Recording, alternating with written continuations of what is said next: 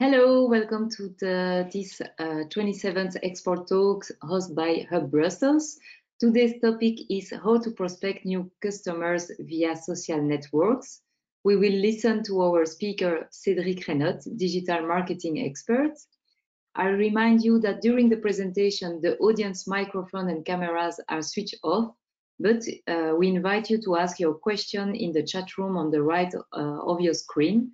So don't hesitate to ask any question if there is something unclear during the presentation or to have more details. At the end of the presentation, we will have a question answer quick session. Then I will let Laurent Lambert speak over what Hub.brussels offer in e-commerce and social networks. So now I will let Cédric Rainotte speak. I give you the hand. Thank you very much. Hi, everybody. Thank you for joining us. We'll have approximately like 1 hour 30, 2 hours around these topics. When first Hub.brussels asked me to come to you with some recommendation and advice to run and to activate your network and to catch new customers through social networks, it was tough to think, how can I do that in 1 hour and a half? Because basically that's a short timing. For some of you that doesn't know how this is working, or some of you that doesn't know how to do it. So I came with this idea to come to you with the 7th sin.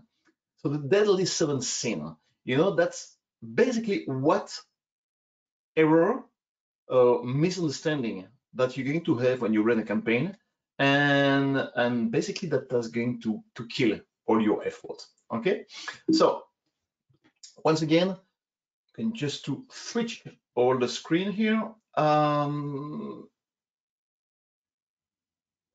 Yep, just have 2 seconds for one thing. So as I said, we're going to go through the 7th thing. And just for your cultures, why those 7 things? Because they are capitals, in sense of they are the head of all things. Okay, they are motivated for committing crime. I hope you're not going to kill your agency or your teams or your partners. But basically, you will going to see what we are going through. We are going to talk about envy. We are going to talk about sloth. We are going to talk about lust. We are going to talk about gluttony, about wrath, about pride, about greed, and all those little things that are going to make your campaign and your effort below 0. As I said earlier, it is difficult in 1 hour 30 to show you all the tricks allowing you to prospect via social networks, mainly through media campaign. Okay, we're going to talk about marketing here. We want predictive, not random results. So we will forget here today all the organic aspect of the thing. You know, create a page, a post alone, and posting some post, waiting that it falls from the sky. So we are going to talk about marketing, mostly campaign that you're going to run on social network. But I think that after this session, whether it's to do it yourself or to make it done by somebody else, you will get the most important point that you need to focus and to need to watch when you are going to run or make a run campaign by partners or agency. And if you can make it done by experts, be careful. Basically, what you have to know is, we always come back with this sentence. It's really easy for everyone to do complicated things. It's harder to keep it simple. Most of the time, we have to complex and not complicate things. You know, the complicated is boring, the complex is spaghetti. That's how we're going to deal with the campaign. And trust me, it's complex, not complicated. Maybe I can try with a little poll that the Hub.brussels I prepare. The poll, I want to know, when we talk about campaign or when we talk about running campaign, at who are going to handle that for you. Is it going to be more your agency? Is it going to be you yourself, or is it going to be an internal team? It's really interesting for me to know, basically, when you, even if you don't do it now, if you plan to do it, will be you, internal team, or an external agency that you need to make happen. So normally, I think we'll have the result. It's you. Okay. Good. So it's you. So you're going to have to handle everything, but still you can fall on the same trap. And be careful. I love this illustration. You know, it's like between ultra capitalism and the Dunning-Kruger effect. I really like this interpretation, which is more and more topical in our world today. You know, the less a person knows a subject, the more he feels an expert in the field. And most of the time, you're going to find a lot of experts and agency that's going to be basically on the second red dot. You know, they know everything, but they don't know anything. And when you move in the knowledge of everything in the media market, in the social media market, you're going to understand that it's complicated. It's hard to get on the top, and it's not so easy to make a result. Okay, what I don't like about those platforms, social platforms, Facebook, let's talk about Facebook. You know, this little boost button that Facebook puts in front of every of your posts, that's giving you the illusion that you can make campaign really easy, and that 1,000 person is going to go to your site and buy your product. Is just a dream, because it will never happen. So we need to be really careful with all those media campaign and everything you will do on the social network. So a few minutes about me. It's going to be really short. I'm active in the digital since a long time ago now, 25 years. So I'm a digital native. I've been created of one of the first agents in Belgium. It was Chromosome in 1995, but we sold to Belgacom, and then we went to different agency, email marketing and other technology. So I'm really a digital native. I ever work in the digital area. I'm a creative guy also. I'm a graphist, designer. So I think the match is quite nice between digitals and the creative aspect. It's nice to have. So I'm not going to talk too much about me. You have a great site called LinkedIn. You type my name and you will find everything I do and what I've done before, and etc. etc. Today, I'm active a lot in assisting groups and agencies across Europe on social paid campaign. So try to educate the people there inside groups just to leverage the power of the campaign they do. So I'm what we call a social paid wizard. You know, someone will solve your problems you didn't know you had in a way you don't understand. That's what we do most of the time.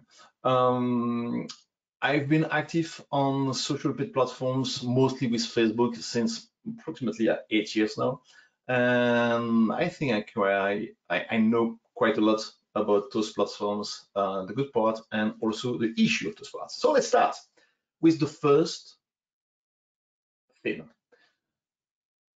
Envy. Most of the people, they want to do stuff, they want to make stuff, you know. And when we talk about social media, everybody talk about social media, so I want to do it also. It's part of what I call the Me Too marketing. The Me Too marketing is that I want to do it also, but without any conviction, any strategy, and like I say, without any common sense. And common sense is like deodorant, you know, those who need it the most never use it. And it's most of the time what happens. The people, they do stuff, they want to have a Facebook page and they want to make push campaign, but they don't know why. They don't know any strategy, they don't know anything. And they do stuff just in a Me Too marketing way of acting. What you need to know in every situation, and it is more and more important when you run social media campaign, is you need to know where do you want to go and what is your objective. If you don't have any objective, basically it's going to lead to basically bullshit, because nothing's going to happen. That's why we are going to talk about that today also. So you need to be careful with all these objectives and to have what we call the full flow about your campaign. What are you going to do on the social networks? What is the campaign? What are you going to push? Where the people are going to lead? And how are you going to convert? Okay, this is really, really important. In this aspect of Me Too marketing, we have also another behavior. Most of the people sometimes they watch what other people do. So they want to do benchmarking. You know, the benchmarking, I love this benchmarking. So I don't know if some of you have worked in big company, big groups, but benchmarking, I want to have a benchmark about the sectors and stuff like that. I know that people love benchmark because you can fill slide with that. And your PowerPoint, people love PowerPoint, so you can fill slide. But basically, it doesn't make any sense. Don't look at other people or other company that you don't even know the number of people who work on that, the budget, the timing they did to build this. So the benchmark, it's nice to fill PowerPoint. That's my vision. But the best benchmark you can have, it's again yourself. Do something today and compare yourself. So compare what you did 1 month before. Did you evolve or not? And you need to move like that. This is the best way to act when you run campaign on social network. Third element about the envy, I want to do it, Me Too marketing. Lots of the people, they start to make e-commerce. You know, it's trendy with the COVID situation. They say, I want to make an e-commerce. And you have a lot of platforms in the sectors like WooCommerce, Magento, PrestaShop, Shopify. There's a lot of platforms that you can easily start an e-commerce on those platforms. Some of you, some of them, sometimes they meet a great guy inside a small company in south or north of Belgium. They say, hey, you know what? We have our own solution that we develop with our developers, and if you want, you can build an e-commerce for you on those platforms. Don't do that. Don't do that. Most of the time, if you go on e-commerce platforms or CRM platforms that are not basically a big one that anybody can take back, you're going to be locked.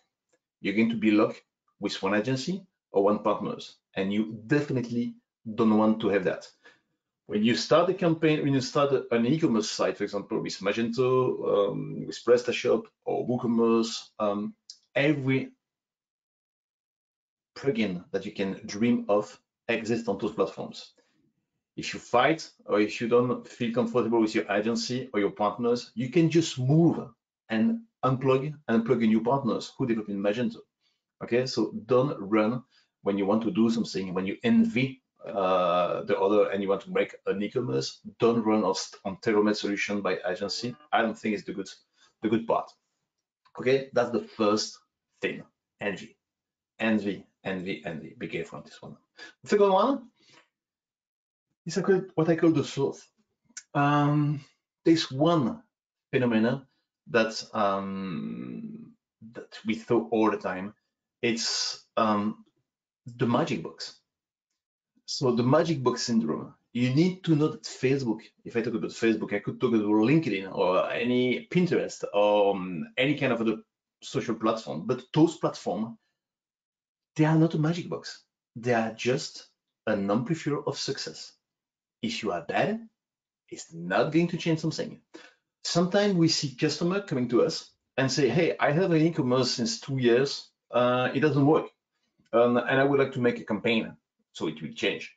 And the first thing we say all the time, if it doesn't work, look inside your site first. Look inside the process. Look into the positioning of the product. But Facebook or any campaign will never help you to solve all the mess that you have done on your site, on your product, on your strategy. Okay, and that's really important because sometimes when people came to us, we don't get What do they want? Okay, they don't do nothing. So they truly believe that basically because they're going to run a campaign with an agency, everything will be all right. But the media campaign, social media campaign, is just one aspect of the whole spectrum. If you don't know how to write a copy, if you don't know how to make a great communication, if you don't know how to describe your product, if you don't know how to manage the UX of your site and everything, it will not work. Okay. And this is really dramatic because we saw a lot of small company. Probably some of you want to start to build campaign on social media, but some of you are not able even to make a nice ad with a nice copy. And you have this little syndrome to believe that because I have a credit card, I have ad managers on Facebook, I can run campaign. Let's do it. Let's conquer the world. But it will not work. It will not work. Okay. When you start making campaign, you still need to be a communication expert, not a campaign expert. And we saw too many people, even from small agency, with the people who have not a global vision of everything and the communication aspect also. So you will need to go all the way through this communication element. If your communication is ugly, bad, not comprehensive, you will never sell. Okay, so don't be too lazy waiting that your campaign do the job. It will never be the case. That's the sloth. Number 3 of the sin that will lose you, the lecture. Lecture. You know, the lecture, I'm a creative guy. As I said to you, I'm a graphist. So I really believe that the creation can do a lot. But I love data also. And data, what is really good with data, it's data comforts me in my choice. Sometimes I have idea, I have intuition, and when I look at the numbers and I can look at the data, it will just give me the key to know, okay, I'm right or not. I like the last one. This is the guy, Jim Barksdale, is the former CEO of Netscape, long time ago. Let's say if we have data, let's look at data. If all we have our opinion, let's go with mine. I love this one. But data it's major key. If you don't have data, I don't even want to listen to you. Come with data. Sometimes people say, hey, we need to do that. Oh, we cannot do that. And you ask, and they say, because I read it somewhere, because I read a blog, you know, I look a video on YouTube, they say that. And then you always say, okay, do you have data for that? No. Okay. On the other side, sometimes the people, they look at the wrong data. And this is part of the lecture because they look in the wrong data. And some agency and some people know which data you will love. That doesn't have any impact on your business, but you will love those data. You know, those kind of a social media dashboard, when you have numbers, they look nice, but you don't even know what it's all about. You don't know what it's all about. Okay, you have nice numbers, but nobody in your restaurant, nobody in your magazine, in your shop, and nobody on your e-commerce. So what's happening? This is all basically about what I call vanity metrics. The vanity metrics, that the most harmful metrics that you can have in the world.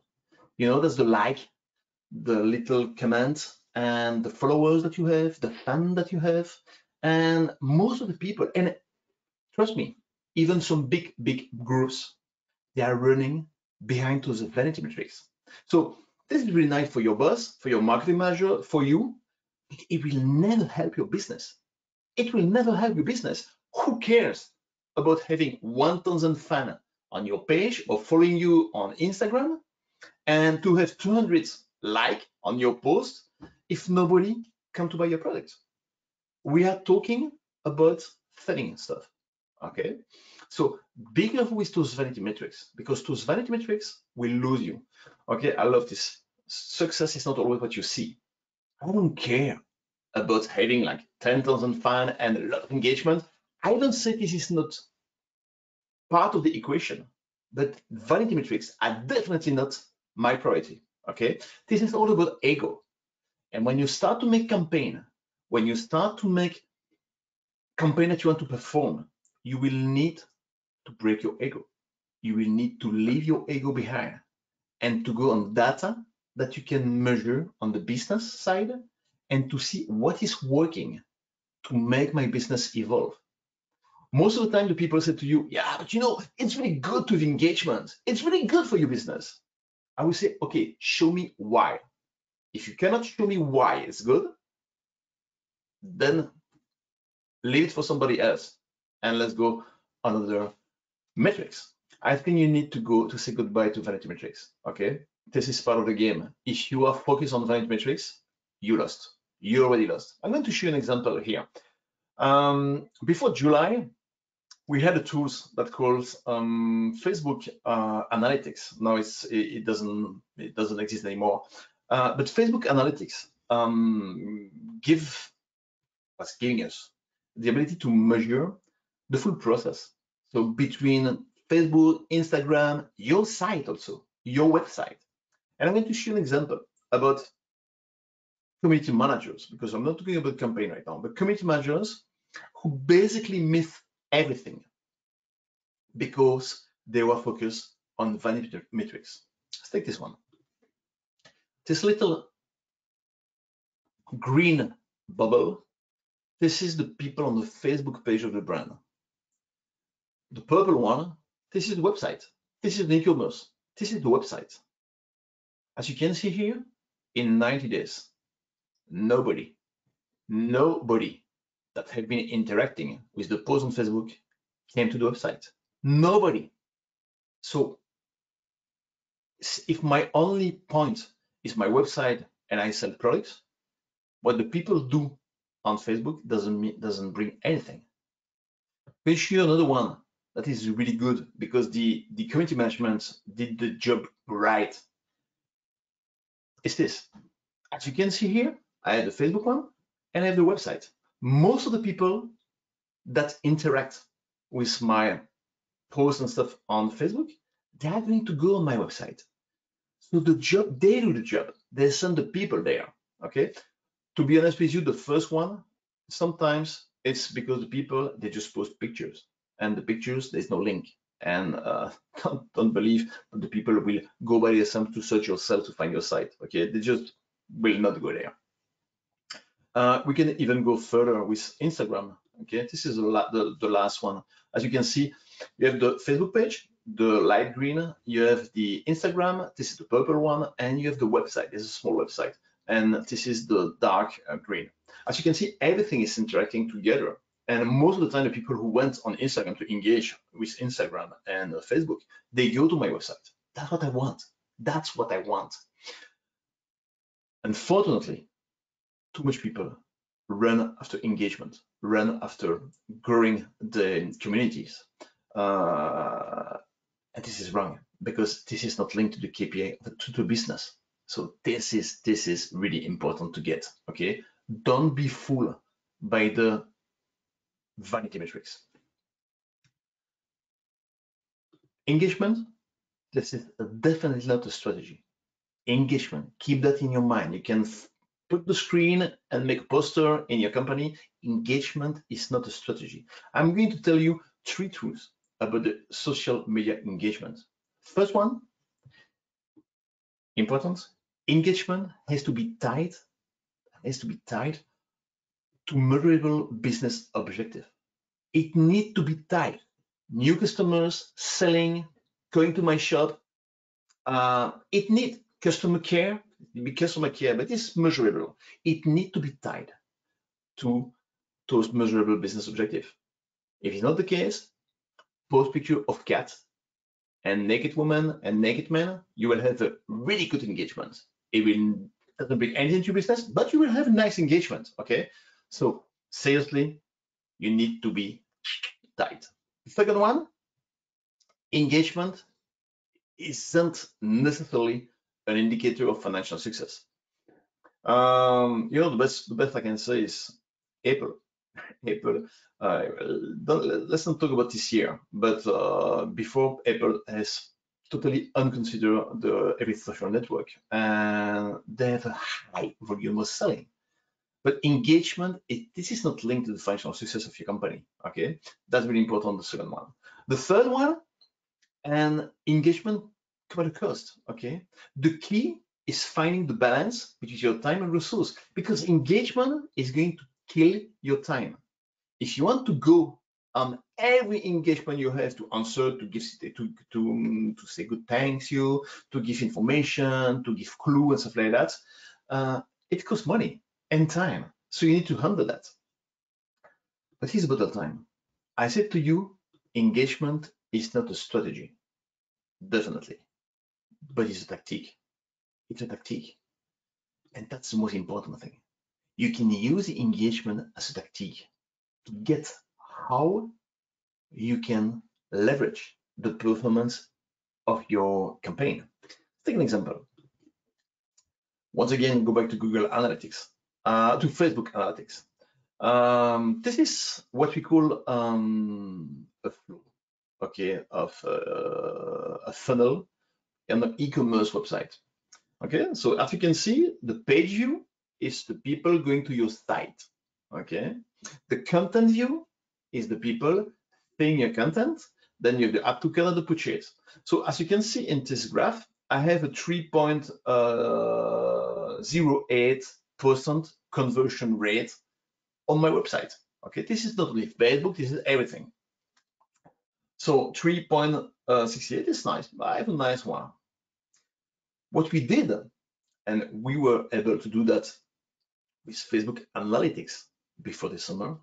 I want to know now, okay, but what about the people who react to my post? And as you can see here, the first line now is people who react to my post, and then to want to see my product on my website, and then to purchase them. And I say that I'm going to up to 4.11% conversion rate. So those guys who react to my post, basically they buy more. Now I'm going to ask on the analytics, okay, what about the people who doesn't like, but who make a love on my post? And I see that when I look at this, I jump to 5.85. 5.85. So basically, what we discover for this brand, we discover what type of post can bring selling. And when you figure out this, you can start building great stuff on engagement. As you can see, this is linked to my selling. This is a brand, for this brand, big one that we did the analyze. It takes months to discover everything and to analyze. Okay, it doesn't make like this. But you need to be careful about the vanity metric and the luxury. Vanity metrics, this is good for you, this is good for your boss, this is simple. Okay, well, I have 200 likes. Who cares? Actionable metrics, that's the most important. And that's really important point. Okay, and I know that a lot of people around you are going to tell you, yeah, but you know, engagement is good because we need to engagement. Without engagement, we're not going to sell, blah, blah, blah, blah, blah, blah, blah. That's part of the equation. Part of, that's not the full scope.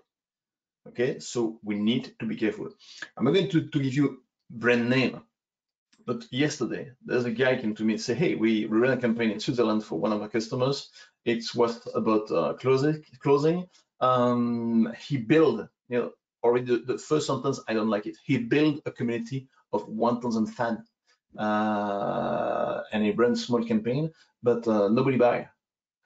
I say, yeah, because what's the strategy? What's the message? What's the positioning? Where is the site? Blah, blah, blah, blah, blah, blah. Yeah, it doesn't, it will never bring easygoing selling if you don't have the full scope of the elements, and don't trust the engagement alone. Don't trust it. That's the most easiest stuff to do, is to make engagement. Okay. So this is the luxury, and I hope you will leave the luxury area. Number 4, gluttony. Gluttony, gluttony, gluttony. The less you have, the more you want. Okay. And you can have a gluttony aspect on different elements. The first gluttony aspect, it's about the network. So many people that we met, and small one, huh? Not big company, small company, they want to go on everywhere. They want to go on Twitter, they want to go on Pinterest, they want to go on Facebook, on Instagram. Now they heard about TikTok. I want to have on TikTok. I want to go there. Let's go. Let's make a campaign there also. Okay. Don't want everything. Tomorrow, today, tomorrow, after tomorrow, you know, the big five, what we call the big five, will still be Facebook, Instagram, Twitter, YouTube, and LinkedIn, based on the percentage, the volume of the population you can reach. So it's great, it's nice to have some campaign that you can run on TikTok if you want to try, on Pinterest, it's a nice one also, depending on your area. But this is the major one. So don't dilute your effort. It's really more important that you have any budget, but you need to be careful with this gluttony. And when you want to go everywhere on every platforms, your customers is probably not on every platforms, depending of your area. And some of the platform will not give you the result that you expect. Don't be confused also about platforms that people like and platform that work for media campaign. Okay, the best example is Instagram. People love Instagram. People like Instagram. But if you take in Belgium, Instagram will poorly lead to sales and to traffic. That's a fact. This is not the same for other countries. We have some customers in Australia, and everything comes from Instagram. Same in the States, but not in Belgium. That's the fact today. So don't go like, I saw some people sending campaign, we're going to make a campaign only on Instagram. Why only on Instagram? Because people love Instagram. Okay, show me numbers and show me that it's worked for you on Instagram. Same story all the time. So be careful with this. Okay, don't mix up the stuff. The second element of gluttony, it's I want to reach the world. Okay, so you're going to start to think about the campaign. You want to make a campaign, you want to run a campaign, and you're a small startup, you have almost no budget. And you say, I want to conquer the world. And your vision about this campaign that you're going to run next week is this: I'm going to conquer the world. The thing is, if you have 25 euro per day, and if you want to reach people in France, Belgium, UK, and the States, the effect will be more like this. It will not work. Okay, it's just going to be diluted there. So don't be too optimistic about the conquer that you want to do. Okay, be careful with this. You need to be tight. If you don't have any budget, go to a small focus audience and don't try to conquer the world with 35 euro. Okay, we have some, not all, some clients, sometimes seriously, they have a budget, media budget, about 300 euro. They want to conquer Europe and the States. 300 euro a month, never in any dream. It will never work. Okay, and I know that some of you will probably say, yeah, but we don't have budget. We can talk about this. We don't have budget. But if you build a service, if you build a product, if you truly believe that your service and your product is the best and that you have an audience for this, budget will not be an issue. It's an investment and you will need to go with investment. But trust me, if you don't want to invest the budget on the media campaign that will give you results, don't do anything. Because if you blow up 300 euro to conquer the world, you're just going to blow up 300 euro for nothing. Okay, so you need to be careful with this there. So gluttony, too much network. Gluttony, I want to reach the world, but I don't have budget. And the third aspect of gluttony is the data. You know, the data. Because we talked about the data before, but what we discover sometimes, and sorry for them, but sometimes it comes from agency. They give you, after a campaign, if you don't run it yourself, they give you PowerPoint full of data, you know, with copy paste of Excel sheet inside the PowerPoint, something that you don't even know what it's all about. and with a lot of data inside. And I love to make this to my customers. Confusion and how much data you have. The more data you have, the more confusion you have. Okay. Most of the time, what we suggest when we assist and we make audits about the relation between a brand and an agency, what we say, if you receive a PowerPoint with 20 slides of data, send it back and say, I want one sheet of paper. Give me the key numbers and give me your impression and your recommendation based on those numbers. If you send me all the data that you have on the system, I don't care. That's my job. Okay. I need your vision, your impression.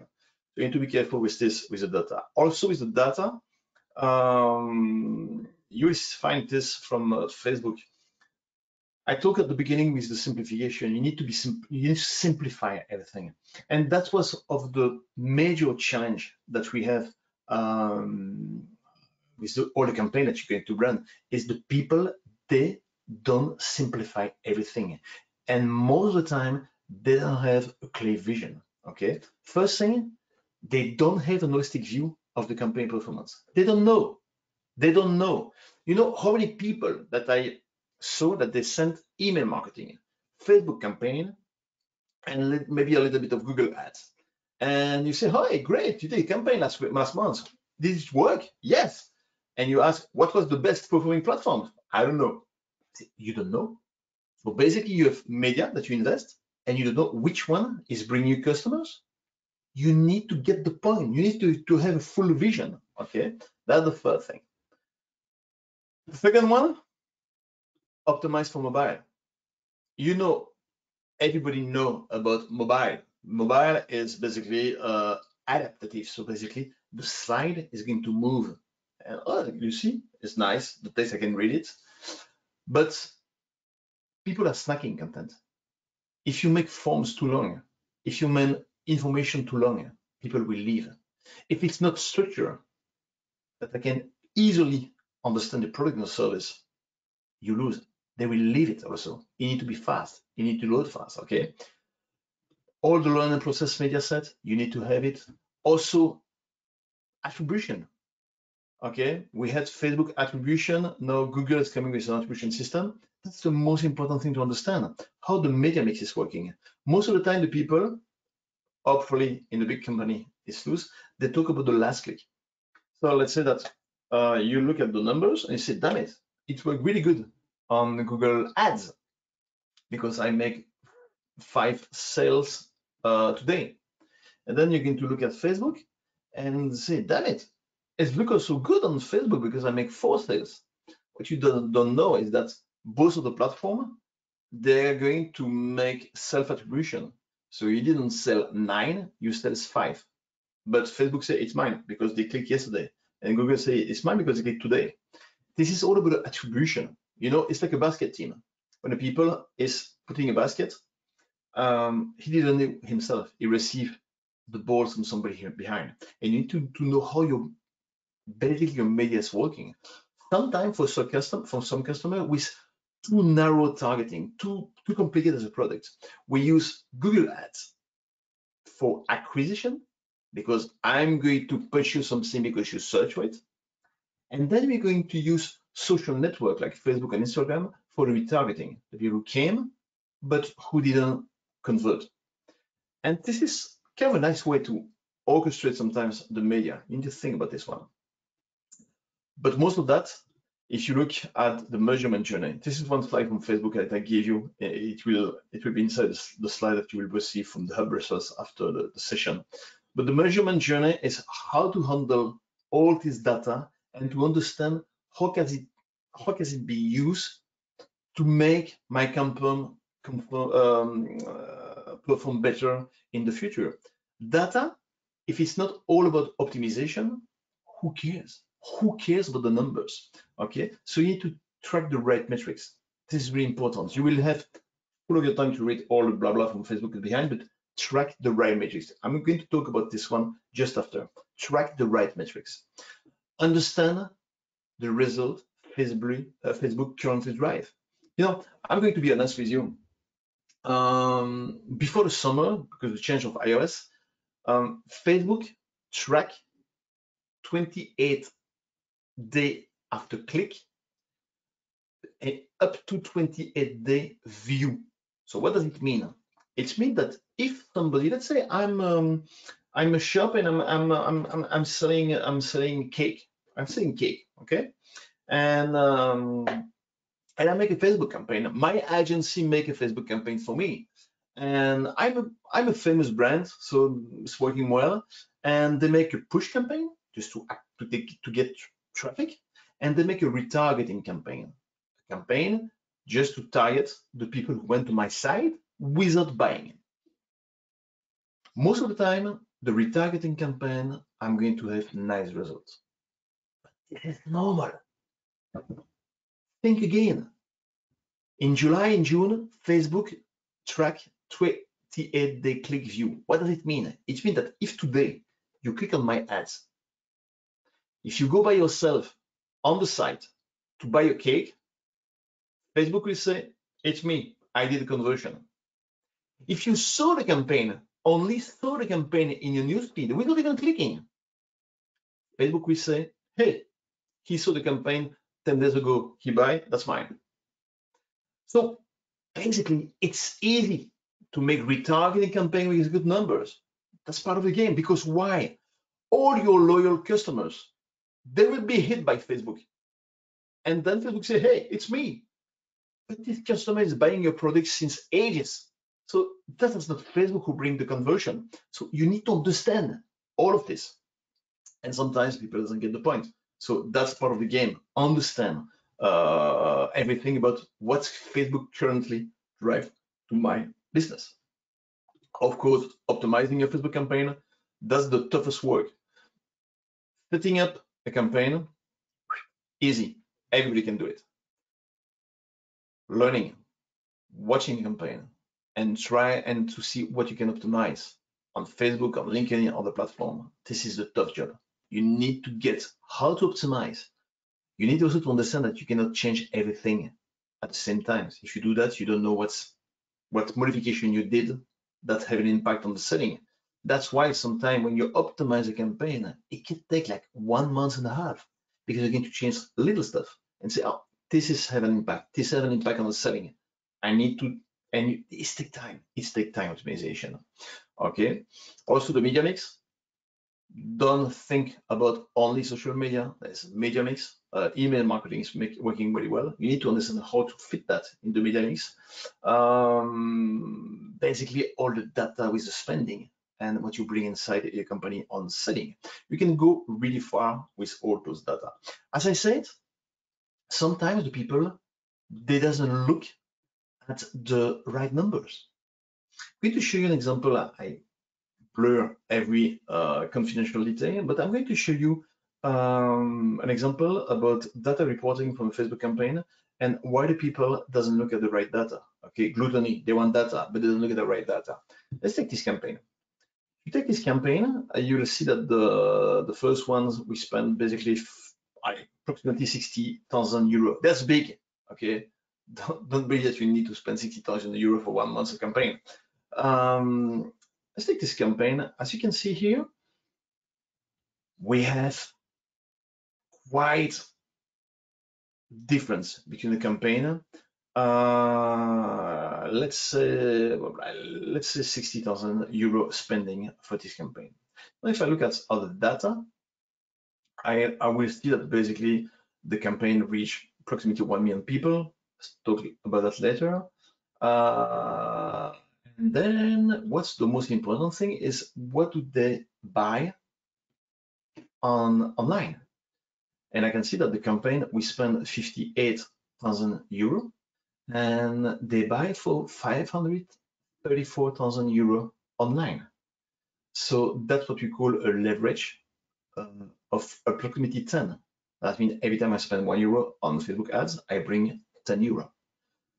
In that case, media is in the problems, okay, because it's bringing money and I can measure it directly. But most of that, sometimes the people doesn't look all the data.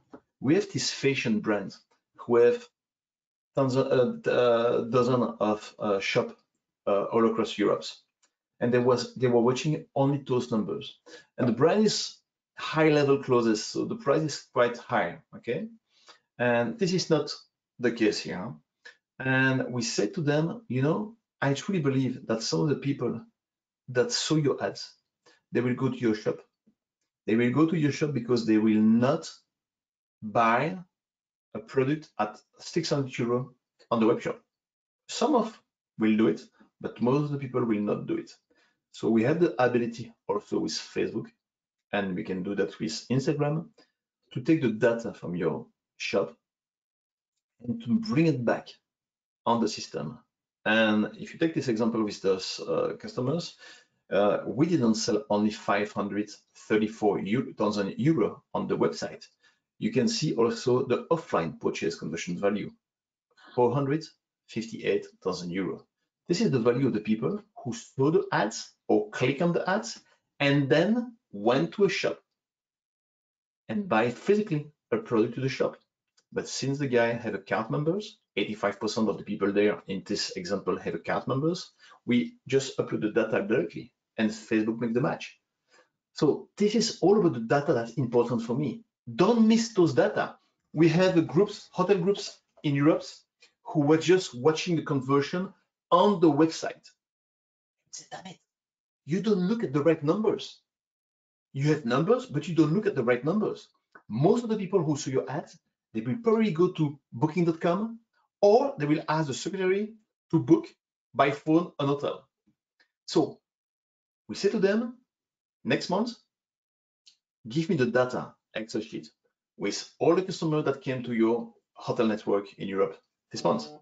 We're going to upload this on the system, and we discovered basically that they were missing tons of revenue that came from the ads, but not leading to the website forms on their purchase website. Basically, people go to other platforms to buy. Okay, this is really important. Also, but the data, sometimes people doesn't look at the right data. Let's take an example of these two campaigns. You saw the first one, small one, 800 euro, the second one, 1,000 euro. Take this number, the CPC, cost per click. The first campaign have a CPC of 50 cents. The second one have a CPC of 1.38. I know a lot of agency. You will say, hey, we're going to kill the second campaign because the cost per click is too high. I don't want, the first one is 50 cents. I prefer the people to click to have 50 cents. But once again, gluttony. You watch numbers that we don't care. We don't care. Now, look at the side. Clicks. You see the first one? Bring 1,600 on the purchase value. The second one, bring 5.5 thousand value. So in fact, I have a higher CPC. But do I sell click? No. Do I sell product? Yes. So my only numbers I will look is the conversion and the volume of conversion, the price. I prefer to pay 5 euros per click to have qualified customer who buy my products, to have 20 cents a click and have a tsunami of gizmo who doesn't bring and buy anything. And from my experience, when the CPC is going down, the cost per acquisition is going up. Always the case, because the CPC too low is just give you an army of nerds came to your site, but they don't know what is this, and they leave. Okay, so you need to be careful with those kind of numbers. So as you can see, there's a lot of numbers that you need to be careful on what you read. And sometimes, again, we lost this vision now. But for example, if you take here this example, they sold for 1,023 products. But at the time when we have the vision about the purchase and the view attribution on Facebook, it's not 1,023, it's 1,240 and 400. The view attribution. Today, you lost the view attribution. So since this summer and the new iOS, you basically doesn't have any view attribution. It's stupid, but it's part of the new regulation from April. But you need to be careful about this. So reading the numbers is really important. If you make too much gluttony about the numbers and take every numbers they give you in all no other way, you're going to be lost yourself. So try to look at the right numbers that have an impact on your business. Everything else is shit. Doesn't make any sense. And if you work internally, or if you work with your partners, or if you work with your internal team, don't accept to receive full Excel sheet of data. I have a customers who is in the travel sectors. When we run campaign for them in Europe, they need 4 numbers. How much did you spend? How much ticket do you sell? What did it bring in money? The rest, they don't care. We are going to take other number to understand what we can optimize, but the customers doesn't care. What he cares also is my recommendation. Based on the data I saw, I believe we must do this and this and this and this. But this is all about the data. The data is to help you to get better, not to fill PowerPoint. Gluttony. I'm continuing on this one. The wrath, angry people. Most of the time, that's the agency, that's Facebook. It doesn't work because it's Facebook. Me, I'm really good, okay? It's right, it's right. If some of you are part of an agency or want to start an agency, the client doesn't care about the label paint. They want to see the baby. So they don't care about what you did if you don't have results. Internally also, this is the vision of the morning session that you have with your boss or your client. The morning say, hey, where's the result? Unfortunately, this is always the people who work on your campaign most of the time that you're going to point and to say, you are the bad one. And that's wrong. I like this one. The teamwork is essential because on a road, I want to accuse someone else. That's the reality. Most of the people, they're going to accuse an agency or the people inside who make the campaign. But do you believe that the campaign alone can do everything? No. Most of the time, the site is a problem. And then your agency is going to say, hey, that's not me, that's the site. And the guy who did the site says, hey, no, the site is great. This is the agency who made the campaign. It doesn't work. Okay, so this is really sometimes difficult. But the angry, don't be too angry on the result of your campaign. Don't be too angry on your partners. Don't be too angry about your internal team if the campaign doesn't work, but be angry at you. Did you ask yourself all the good questions about your business? The full scope. Lots of examples. This is part of the pride. Okay. You're going to see what I mean by pride. Sometimes you don't want to recognize that your business is not sharp enough, or the process is not good enough, or the positioning is not good enough, of the pricing is not good enough, and you have this again and again and again, this Facebook ads or illusion of the magic box that will make your dream come true. Because you make a campaign that Facebook is going to run. I spend 1,000 euro. Why it doesn't bring anything? Why? I don't get it. So much time we have customers who came to us to say, my campaign doesn't work. You know why? Can I do something? I say, okay, let's resume. Your business doesn't work. Can we do something? Yes, we can do something, but not the campaign. Okay, the campaign is the end. Sometimes it can be wrong. Setting was not wrong, but you need to wake up. Okay, this is the business world. That's everything. Facebook will run a campaign and you will be rich and famous because you spend 2,000 euro on Facebook ads. Okay, I can say it's time to wake up. You need to watch everything about your business. The timing. This is a pretty good one. Okay, the loading of your site. The loading of your site. You know that since more than 4 years now, I think 3 years, 4 years, 3 years, 4 years, I think. Google, you're not going to have a good position on mobile if your site is too low. Okay, and when you search on mobile, on desktop, it's not the same. Facebook, since 2 years, 2 years and a half, they will downgrade the reach, the people you're going to reach, if your site is too low. Okay, and believe yourself, this is 6 seconds. We have last month a customers with a website, the loading time is 12 seconds. 12 seconds. So try to count from now to 12. Are you going to wait? Never. I'm never going to wait. Okay, the people leave. They don't go to your site. You just click on the ads and you follow on the white page, loading stuff, and you leave. People don't want to admit that. And sometimes when you say that to the customers, they take their mobile and say, "Huh, it's loading," and you say you have a cache. You go every day on your website, so that's why it's loading. Or what they do sometimes, they say, "Hey, I tried your tools, GT Metrics or Google Insight, and I put the website of La Redoute, or I put Nike, and the result of Nike is better also." This is Nike. Are you Nike? Are you a brand like Nike? No. So that's really different sometimes. That's the first thing.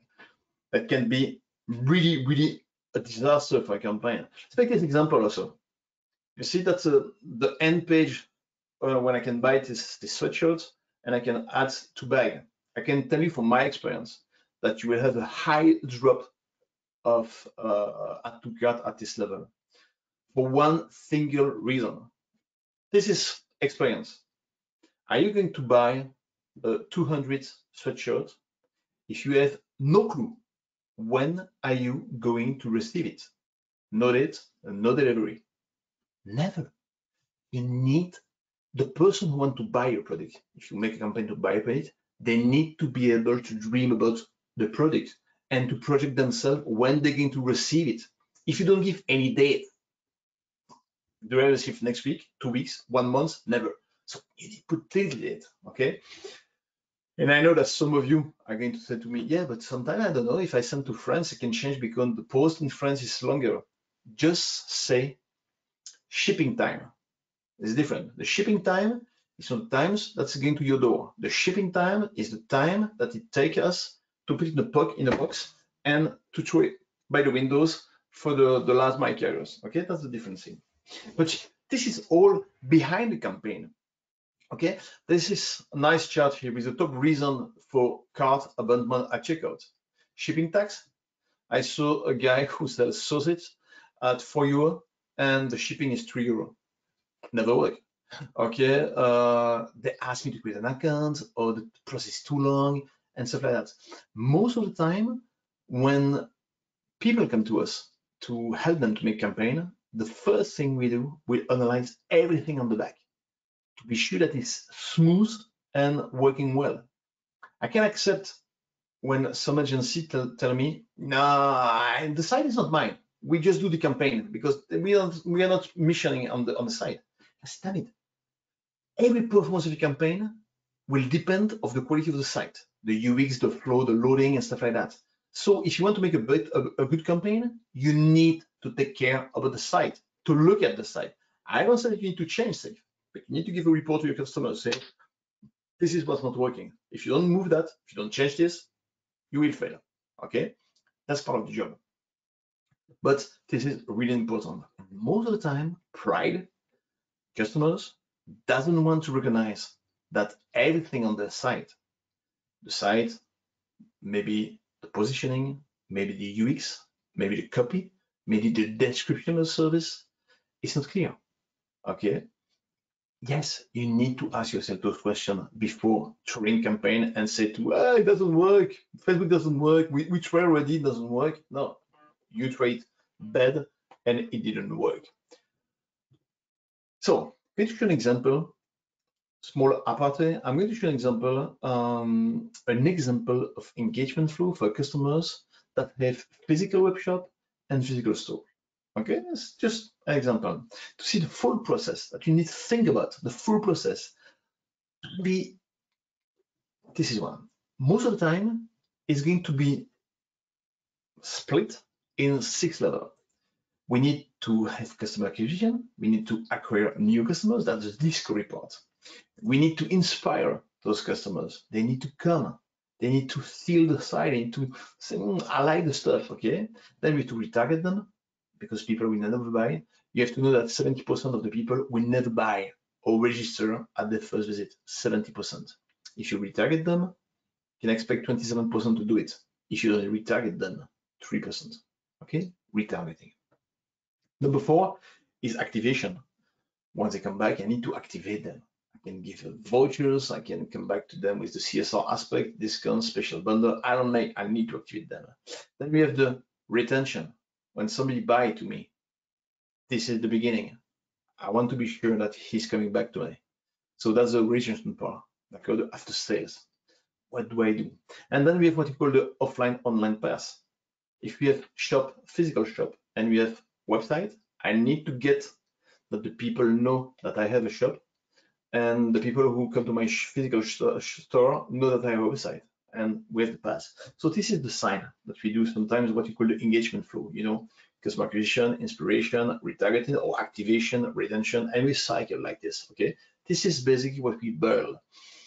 Your agency, if you just ask them to make a simple campaign, they are going to think about everything about this one. So you need to think about all the aspects, okay? You need to think of everything. Like an example, don't cut your retargeting campaign when you don't make campaign, because your site is live. So you should have all year long a retargeting campaign with small budget to be sure that somebody came to your site. We have a handle situation, we have a campaign that take back the guy because he came to my site and going to make some frequency on it. I will talk a bit later on this. So there's a lot of possibilities. Most of the time, when people come to my site, brand e-commerce, we're going to make a retargeting, for example, what we call drop online visit with a purchase, because he came to my site, he didn't purchase, and we can sequence everything. You can create scenario, invitation to like the brand, the product that saw before, come, maybe a discount 24 days after, and this is what we call the scenariization of the retargeting. After purchase also, we can probably make a campaign to make them register to the newsletters, because they can to my site, hey, register to my newsletters, or to come to my site. What's new in 90 days after by email? Okay, this is part of the retargeting scenario. We can have the same on the shop, physical shop. If you get the data from the customers, you can do whatever you want. You can say, for example, if I go to your site and I buy, okay, I can invite you to visit my web store, and this is quite important. For example, for the retargeting after sale online, if you live 10 kilometers below one of my shop, I can say, hey, we have a shop in close to your city, come to us and you have 10% discount. Okay, that's part of the scenario. And you must think about online, offline, cross-targeting scenario. This is part of the game. So don't make campaign isolate campaign. Try to have the full picture of how to handle this with all your media strategy and your campaign. Today, the challenge for those guys who have physical stores and online stores is basically to make those environments coexist, okay, the on and off. And this is sometimes different, sometimes complicated. Okay, because say, okay, how can I do that? Okay, we need to break the wall of this brand for customers. Let's take this. We have two worlds: purchase in store, purchase online. Let's say that the guy purchased in store, okay, has the customer visited our website for the last 6 months or bought to it to last year? If no, give him an opportunity to discover our e-shop with an offer, virtual ads, or only available online, okay, because he came to my site. He came to my store. I want him to know that I have a website also. Is it a member of a CRM for newsletters? No. Okay. Let's run dynamic ads, catalog, because you buy this on my shop. I can give you some products on Facebook and Instagram to make you come on my website. Okay. This is basically what we can do. Now on the other side, let's say that somebody buy to my online, and I saw that you live 50 kilometers from one of my shop. I'm going to say, hey, we have a discount for you to visit our shop. Go to your shop, because you truly believe that if you go to your shop, you will buy some stuff because you can touch the product and stuff like that, and etc., etc., etc. That's part of the game. We need also, when you have the two experience, online and offline, you need to create what we call reassurance. The people, they will go because they know they have a physical store. It's good. I like that. First, also, you need to get the touch point. What you call a touch point? For those guys, they have the brand store, the physical brand store, and you have the e-commerce. That's the two touch points that you have. You have to think about those two touch points and how can I mix those two touch points. Most of you don't have only one e-commerce website. That's just more easy. Also, the channel. You know, I can have the email marketing. I can have advertising campaign, normal one, and I have a social network. Facebook, Instagram, TikTok, LinkedIn, whatever you want. I really believe that basically on and off are the same. For most of my customers, when you make a digital campaign, it's increase the thing offline. Okay, that's part. I want to simplify the thing here and have three flow. So most of the time when you're going to run campaign, you're going to think about the push one. The push campaign is just to acquire new customers, what we call cold audience. Okay, cold audience. It's basically the people who buy stuff and want to discover your product. This is the push, the cold one.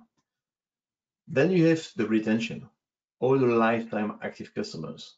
Okay, that's part of the game. You know, if you have big communities, you can address that most of the time by email marketing campaign. And this is quite good. And then you have the retargeting, the people who leave your website without buying. I want to be sure to address them, to be sure they come back and to buy in a different moment. Okay. Based on this, I'm going to define KPIs. What are going to be the KPIs that are going to follow to be sure my campaign perform well? The first one is store visit. How many people came to our site, to my physical website, to my physical store? I can find it down. My second one is the purchase. How many buying did I do online? You have this information on the Facebook reporting, for example. How many buying? And the main one is the return of ad spend. Return of spend, maybe I need to have a 6 return of spend. Mean every time I spend €1, I need to bring €6 in cash. And the third one is the data captures, the email. That's lead. You know, some customers say to me, hey, when you have email marketing, when we do campaign, we sell. Okay, great. So let's make an objective to get email. That's the point. We make email, and then the email marketing will make the job. That's what we do when we try to build the full pictures and what we're going to do as a campaign. Think about those things. As I said, the man and mountain, they didn't fall there. Okay, it takes times with those, and it costs money on this. But before to build a spaceship to reach the moon, let's build a foundation. You need to build the foundation, and what you need to think when you make campaign, Facebook, Instagram, or other platform, is what I call standardization. It needs to be sunrise. What the flow? Push, retargeting 1 and 2. Okay, different campaign. So you need to think about this. Okay. Most of the time, people are not building scenario. And the image is like this. It's like the guy in front of his restaurant yelling, "Come to my restaurant! Come to my restaurant!" People is bringing inside the restaurant, sitting at the table, but the guy is still outside. "Come to my restaurant!" But nobody takes care of the people who are inside the restaurant. What they do, they live by the back door. Okay, that's what we point. So you need to have a scenario. How do I handle the people who come to my site? What do I do with the people who leave? And blah, blah, blah, blah, blah, blah. Part of the job. Okay, think about this one. Let's go back to another thing between this little bracket, the grid. You know, the grid. You can be stingy on 3 domains. Basically, you can be stingy on 3 domains. The first one, you know, before I'm going to ask, maybe we can make the second little pause here. And I'm going to ask you the question. The question is quite simple. Let's say that you're going to run campaign. You make campaign. If you make campaign on Facebook, on LinkedIn, or any kind of social platforms, what is the most important for you? Okay, so I can think that the people from the hub.brussels can send the little polls. And what will be the most important for you? So it can be basically the reach. So how many people I reach, the engagement, that's the second one, or the conversion. So I don't know if the people from the hub result, because I cannot show the polls myself. So if they don't do it, we'll move forward to other thing. 1, 2, 3. They're not sending. let's move forward. I combine the stingy element. Sorry, Cédric, I was a bit outside the program, but I can launch the poll if you want. Marvelous. Let's okay. Thank you very much. I launch it. So yes, what do you think about the most important thing during a social campaign for you? Make it like this. Do you think it's the reach, the engagement, or the conversion? So the engagement with your posts and your ads, the reach, how many people you touch, or the conversion, how many people are going to register and buy. So make a guess. So you need to answer, and I think we can have the result after. So conversion and engagement. I'm really happy to see nobody of you here the reach for now, because the reach is unfortunately most of the time a mistake. So let's go back to the slide.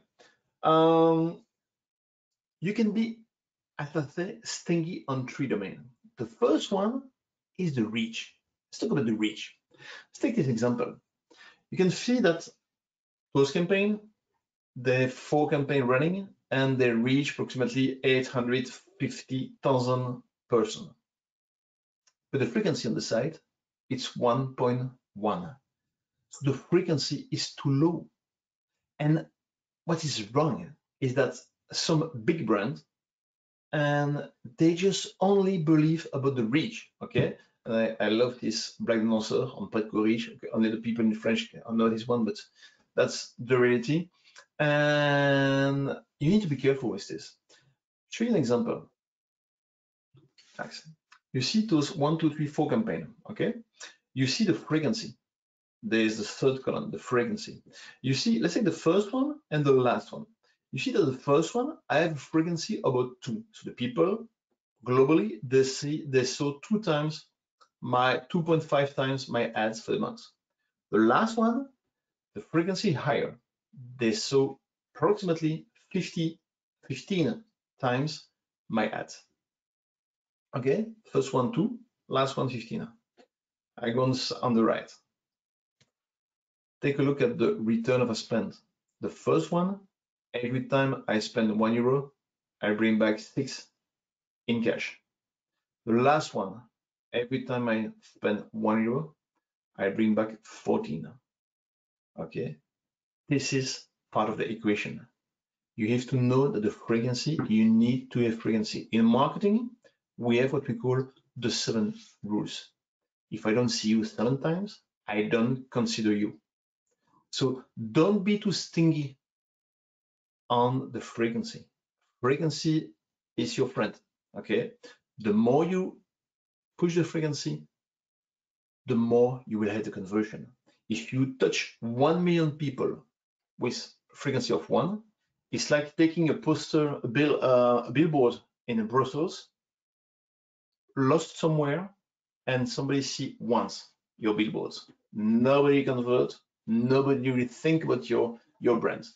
Even Facebook, they came with a study last year, and they show you that basically when you rise the frequency, when you go up to 6, 7, it's rise, and after it's going flat.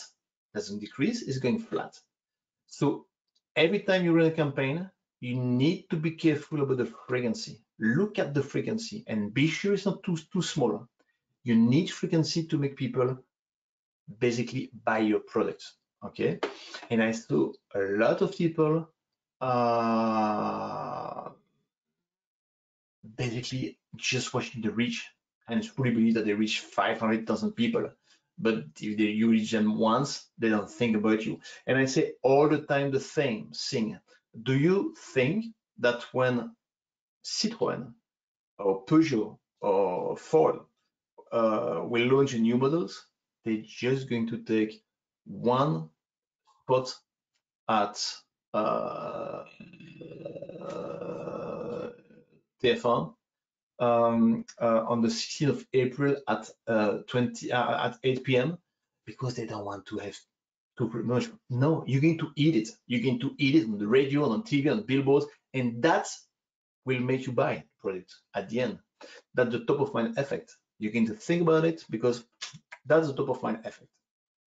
Okay, so frequency is really important. So once again, for the sticky stuff, don't be too sticky on those rich ingredients. The second is on the budget. Okay, that's part of the competence. You need to be careful on this. Seriously, if you say, okay, I do it myself, great. Or you're going to find an agency to do it or partners. I think it's nice if you do it yourself. No, you need to ask you the right question. Is it your job? Are you armed to do it? Can you do it yourself? Are you able to do it right to reach your objective? That's the first thing. Then if you think that you can handle it, do it. If you truly believe you need somebody to help you, you're going to hire people. This can be an agency, can be a partners, an externals, and you need to be careful on this one. Sometimes you need to think that one person or one agency is expensive. As I say here, wait until you hire amateur. I see so many people selecting partners or agency on the cost per day. Don't make this mistake. Don't make this mistake. We don't care about the cost per day. You need to talk about the competence. If you just judge a partners or agency on the price, you can be lost, because I saw a lot of partners with really, really low price per day, per day. But when you see the competency and when you see what they achieve, you just cry 2 times. And really be careful. I have this example, that's the best example I can give you, but I have this example of a company in France who was telling me that I have a daily budget that was a little bit higher than other partners that they have in France. And I said, good, who cares? And but the thing is, what I do in 1 day, the agency do it in 3 days. So basically, effectively, I have maybe a daily budget a little bit higher than the agency, but I do it in less time and probably better. So that's part of the game. So be careful with this element, because inside on this area, social media campaign and blah, blah, blah, you have a lot of people who propose services, but remember the slide at the beginning, a lot of people who are not armed to do the optimization and to follow every aspect of your campaign on this at this level. So it's not finished yet. Be careful. You know, you have a lot of information that you receive. Sometimes it's difficult to run campaigns. Sometimes maybe some of you already did some campaign or tried some campaign and maybe disappointing about the result or doesn't get why it doesn't work. You know, I have an idea to run a social paid psychologist coach, but I never did it because I don't have time. But the idea was to, okay, let's make an open line every Friday, the first Friday on every month, and you're going to listen to people from the marketing who doesn't know why it doesn't work, blah, blah, blah, blah. So we didn't do that. But this is quite difficult. We are sure of that. You need to have a process. It needs to be in order to make your campaign and your efforts sustainable. Okay. The third thing, always the same. If you're an agency, it's better. If it's your business, that's obvious. But you need to analyze every single past action that you defined before, and also define what you call short and medium-term goals. It's really important. I prefer, for example, for a customer that doesn't know, or for a brand that doesn't know, to try to focus for the first one on the core audience, to be sure to measure everything, that to try to run after the purchase for the first day and just hitting the wall because it doesn't work. So you need to analyze everything from the past. That's really important. Most of the time when we work with people, we ask access to Google Analytics, to the dashboards that I have from the website, e-commerce, if they have an e-commerce, and we need to understand what was the process, how did it work. If you never sell for the last 2 years, Facebook will not make the job. So we need to get why. it didn't sell, and where are the bottlenecks, and where we can work on the bottleneck before throwing money out of the windows. Okay. The second one, you need to define the KPIs, primary and secondary. What you call the primary KPIs, say it's basically the KPI for your big boss, for your partners. Okay, selling, leads, and store visits. And then we need to have what you call secondary KPIs. What we have, the secondary KPIs, is more for us who optimize a campaign. You know, it can be, for example, the basket. I want the average basket to be higher than. This is what we call the secondary KPIs. But KPIs is important, and most of the time, people doesn't pass too much time on the KPIs. If you don't have KPI, it will not work. And don't mix KPIs and return on investment. Okay, if you go to car manufacturers and you ask them what is your KPIs, and the guy is saying you selling more car, this is a return of investment at the far end. But for the KPIs, it can be bringing a lead, qualified lead to the garage, and that's part of the game. The KPIs, and it's really important. Number three, you need to implement, even if it's more difficult time after time, all the trackers. So pixels, website trackers, what you call a KP, and flagging the event. I need to flag everything. You need to UTM for your email. You need to flag everything. I need to be able to track everything and to sequence. If somebody click here, I need to get it back with something, blah, blah, blah, blah, blah. You know, take you an example. Most of the people, and it's a mistake. So if you do that, it's a mistake. Most of the people, they come and they say, hey, do you make a campaign on LinkedIn? I say, well, why? Because we have a B2B product, and we have to make a campaign on LinkedIn. And every time it makes me laugh, because why the hell do you choose the platforms before thinking about your product, your placement, your audience, and everything? Most of the time, we have better results on Facebook for B2B than LinkedIn. I say on the paid side, most of the time. But we can work with both of the platforms. As an example, sometimes we for Pan-European campaign, we launch campaign from LinkedIn, and we use the UTM. You know, these little trackers that you have on the URL after the question mark is always tracking element. And what we do, because we want to target a specific sector area, what we do is we are going to send them to the site. And when they go to the site, then we have we have the Facebook trackers who just analyze the UTM and say that those guys are coming from LinkedIn. And we can create a retargeting audience or a push audience from professional sectors on Facebook. And you can work with the two platforms. It's really important to work. Don't think that every platform is a silo. You need to think, okay, how can I bring all my platform together? How can I work with everything?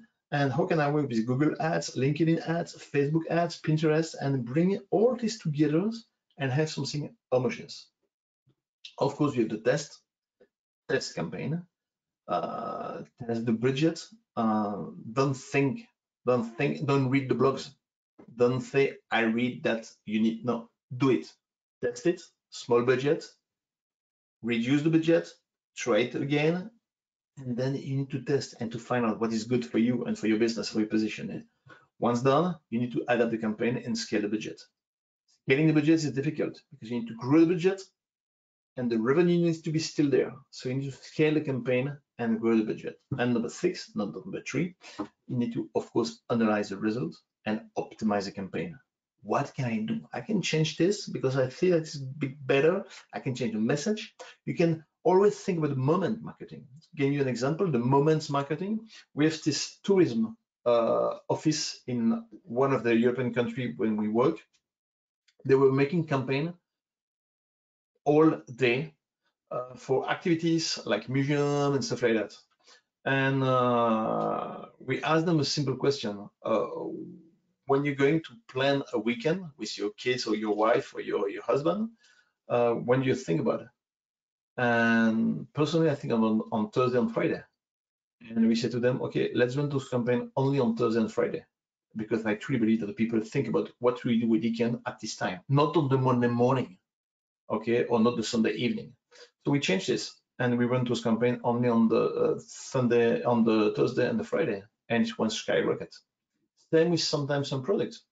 If you already think that maybe your product is not fit for, or your message for a morning session, maybe the person doesn't want to read this on his mobile on the morning, and you can have a different message on the evening than the morning, on the weekend than the week.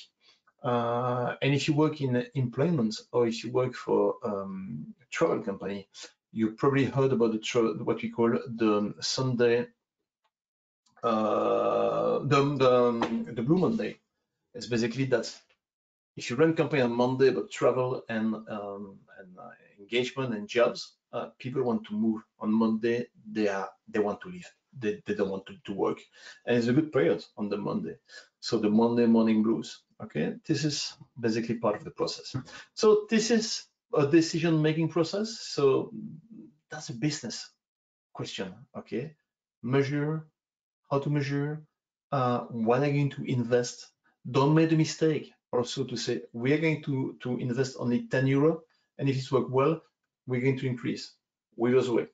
Invest a little bit more to have enough data, and then decrease the budget if it doesn't work as you expect. Time to recap. Few elements. We need to simplify things by addressing 3 flow. Again, new customers. That's the push. Okay, I need to get people targeting. Hey, I have this for you. Okay, keep in mind that Facebook is really good to push a product where the customer didn't think about it, and you push to them. Google, it's more because you search something, I'm going to put you something that maybe fit with what you search. Okay, it's different aspect, and you need to work with this. Then we have the leaving, the non-buying, non-registration customers that we're retargeting. Always work in 2 levels simultaneously. Okay, somebody comes, doesn't buy, doesn't campaign with another message. Think about the KPIs: store visits, leads, regional response. Okay, that's KPIs, business KPIs. Avoid all the KPIs, vanity KPIs, fan acquisition, post engagement as primary KPIs. Of course, for secondary KPIs, if your campaign work well and you have a nice amount of selling, I'm pretty sure that your customer will be more than happy to have a high engagement. Also, that's a nice way, but that's a secondary KPI, not the first one. And of course, we have everything about what we call the active customers. That's the retention. Mainly it's going to be email marketing campaign as well, but do something behind also for the people who buy from your site. That's not the end. Okay, you need to reactivate them one at a time, and don't forget that you will reactivate those campaigns. They will jump on your site, and you have the campaign after that, so you can run on the retargeting. So it's kind of a mix of the scenario. The whole process, if you want to do that, I'm really happy to read that some of you are try to do the stuff themselves. And if you want to make a campaign work effectively, you can do it internally with a team, dedicated team, engage dedicated profile, that with high-level profile that you to run your campaign on different platforms. You can of course outsource those to partners, agency, and stuff like that, because a little bit more. Or you can do what we call internally accompanied. So that's what we do most of the time, like with our customers, is we try to leverage the internal team and help them to grow the business. But the difference with an agency, you share no knowledge. The idea is to share no knowledge and to pass the competence to the internal team. Think to remember, so maybe my end. Okay. Thing that you need to keep in mind when you run in the campaign. The first thing, the objective. Be careful with the objective. If you jump into those platforms, you're going to see the traffic, the conversion. Think about the objective, because the objective, it's an algorithm boxes from Facebook. If you ask Facebook to give you traffic, it will give you traffic. No sales, traffic. If you ask Facebook to give you a lead, it will give you a lead. Okay, you need about the objective. What do you search? Second point, the KPIs. KPIs is the key element. And don't ask me to have 4 KPIs. If you have 4 KPIs, that's 4 budget. Okay, what is the KPIs? What do we need? On what are you going to be judged? Okay, that's really important. With the tracking. Tracking is important. Be sure that everything is clear. You need to have the tracking on your website. You have to have the UTM on your email. You need to track everything. If you don't have the data, if you cannot track at least some native elements, you're going to be lost. Tracking is more and more difficult since this summer, and next year will be more difficult. So that's part of the game. But you need to think about this tracking. Okay. As an example, you know that you can only track for 7 days. It's going to be difficult for car manufacturers, for example.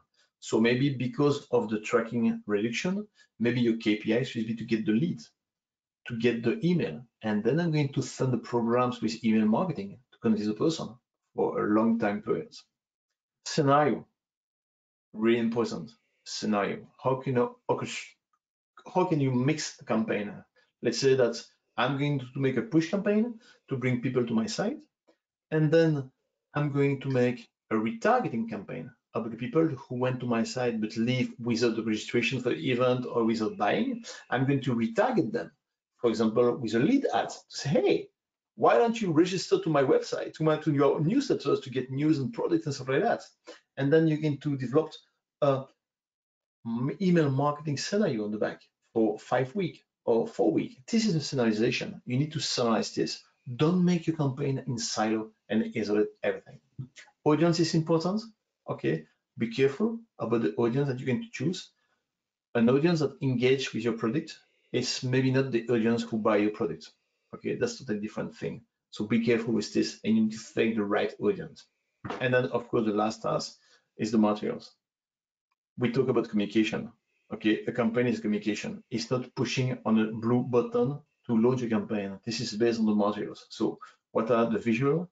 Is it interesting enough? Is it scroll stoppers? What is the copy? Is it clear? So it's all about the communication. So don't mess with this. Okay, try to have a little focus on this communication. It's really too early to go about the budget because there's a lot of strategy can be done, but don't go too low on budget because unfortunately those platforms need data. That's algorithm-based platforms. They need data. If you don't have enough qualified data, the campaign is going to kind of a mesh inside and will never leave the learning phase and give you results. So don't be too low with your media. If you are too low, keep it and run smaller campaign, 1 to 2 years, one or two years with a little bit higher budget, but don't make too small budget. I know it's difficult to wrap up everything about advice like that. I hope that you kept some advice about the data, the KPIs, and how to mix those elements. This is complicated area, and I hope you will read again the slide to understand again and again and again, and to read again what you can be careful at. I don't know if you have any question. Yes, so there are some questions. I read it answer. First, thank you for your interesting presentation. So the first question is from Julia.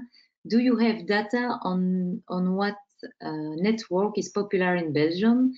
If not Instagram, I noticed indeed that Belgium is not that active on Instagram compared to other countries. But the question is interesting, and it's again a question of what you're searching for. Of course, in terms of penetration, we still have today Facebook on the first place, okay, and it's tied with Google is in the first place. Now about what platform is working, you need to be careful. What do you want? Is it what the platform is used by people, or what the platform is working in terms of performance? You know, buying the product and clicking on the ads to buy the product. That's totally two different things. For example, if you take, there's a lot of people who talk about TikTok for now. from a few experiments that we did for some kind of product, it doesn't bring anything. So people maybe like TikTok, but it doesn't bring anything in terms of conversion. But the first platform today in Belgium, unfortunately for some people, is still Facebook. Okay, and the second question is, so I read it, it's from Bilal. Let's say if we don't have the market research of the services we are going to provide or offer to the local community, can we still be able to attract the traffic to the website of app to get the revenue to generate? That's a long question. I'm not sure to get what Bilal want to mean by if we don't have the market research, but if your product is crap and nobody wants your product and you are out of the scope from what the people want, you have an issue. So basically, forget a campaign. Okay, you need to be sure that your product or service answer a need in the market. So I don't know if that's the question, but it's the market research. No, another approach. We talked about that 2 or 3 weeks ago. You can try the campaign with small budgets to test your product and service to find out. I don't have market research, but I would like to know, do they respond to this? So I believe that maybe 2 or 3 segments may be interest, but I don't know. So let's say I'm going to put 200 euro per segment, and I'm going to launch a campaign and to see the reaction, the click, and the conversion, or the return to lead, so you can test it also like this. And another question, are these Google Analytics that you are showing, CPC, AVP, purchase, POAS, etc., or this is something you put together yourself? No, it's native. So everything you show in the demo is native. So you can have inside those platforms directly. So I didn't put myself. It's really, I took some element that you can, that anybody can have. Okay, so it's really native from those platforms. Another question, is 150 euro a month a realistic budget for a micro starter in high-end accessories to reach a well-targeted niche in 1 or 2 chosen countries? Honestly, to be honest, keep your money. I'm going to be real honest. When you say you have a high-end product, so the price can be expensive. What is your margin on this one? I don't know, but you need to be careful with this one. And 2 or 3 country with 50 euro, 150 euro, it's just low. What can you do with this? If you take, sorry, I'm going to take my calculation. If you take 250 divided by 30, so it's 5 euro a month. 5 euro a month. If you want to target France, Belgium or Holland with 5 euro a month, doesn't make any sense. And again, I'm coming back to this. If you put 150 in communication, do you believe in your product and services? Maybe not. If you truly believe, you need to invest in media. That's the only way you can reach the people. So if you don't want to invest a little bit of money to your product, you're going to circle below because you need to expose your product. So you will need, but 150 for 2 or 3 countries, no. The advice will be make smaller groups, so make a focus, not maybe even a country and a region, and try to perform this region. And when you sell to this region or to this small zone, then expand with the benefit you make, expand your communication. But 150 for a few countries is really too low per month. Do you have an idea of the budget for one region? A new region? It really depends on the region, and it really depends about the period. For example, again, starting in October until December, price will be skyrocket because everybody's making campaign about Halloween and Black Friday and Christmas. Okay, if you make campaign in August, for example, this is the low period, so the price is just smaller. So you need to be tight. You need to be careful of this also. If you're not, if it's not linked to the periods of Christmas, don't make a campaign in November, December. Wait, January or February. Okay, if it's not related to these periods. But giving you an example about the budget, it's really complicated depending of the segment. But let's say that for some customers, we had some quite nice results with 30 euro to start, but I'm going to give you tips. Listen to this one. Let's say, and don't jump. Let's say that we're going to start. We can try because we are really good. The site is good. The product is nice. We are really confident. And let's say that you agree to start with 100 euro media per day. Be careful, per day.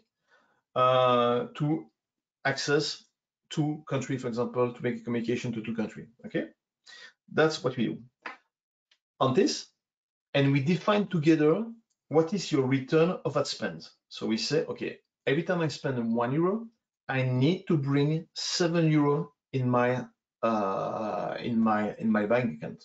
Okay, that's my target. So I know that you have a return of ad spend of 7. So what you can do here, you can start with a little bit higher budget per day to have volume, and you put what we call an automatic rules on your campaign to say, if you go over 7 of return of spend, you can raise the budget by 10%. If you go below 7 by return of spend, you can decrease the budget by 10% with a minimum of 5. So you can scale your budget like this based on your performance. So you take a risk at the beginning, let's say for the first 7 days, but after, your budget is going to scale based on the result, real time. That's the best approach you can have with an e-commerce, because when you want to make a budget, you need, the first element in your head is, what is the return of spend? How much cash do I want to make to be viable and to be big profit when I spend 1 euro? And based on this, you can build everything. Okay. And we have a last question from Joël. How to get data when service businesses? Can you repeat again the question? How to get data? I think she wanted to say in the case of business services. So when it's not a product, when you sell a service and not a product. When you can, I mean, when you sell services, or when you sell, for example, okay, I don't know if this is a question, but basically, let's assume that what she asked is that, what Joel asked is that, I don't have a website, I don't have a web shop, okay? I'm just selling services and blah, blah, blah. I don't sell a web shop, I don't have a web shop. You can still find some KPIs. Take an example with an FMCG who doesn't sell online. Okay, they are in different supermarkets, doesn't sell online. We could say, okay, what do I do? Because I send traffic to my website, and then what's the purpose? For those kind of customers, for example, what we did is we make a retargeting campaign about the people visiting the product site with the lead ads to say, hey, join our newsletters, blah, blah, blah, blah, blah. And the only KPIs we have is to get the data. And data is the problem. And we register the leads for the people who came to the website. So we don't sell anything. We didn't sell anything. But my objective is to get the data over the people who are interested on those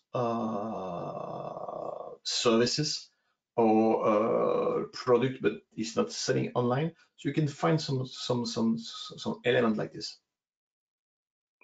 Okay, I don't know if it's reply to your question, Joël. So it's time to conclude. Thank you for your attention. I remind you that the next export talk will take place on Thursday, 20 October. The subject will be packaging and labeling certification for food export. Our guest speaker will be Geneviève Roberti. She's an export consultant and expert in the food industry.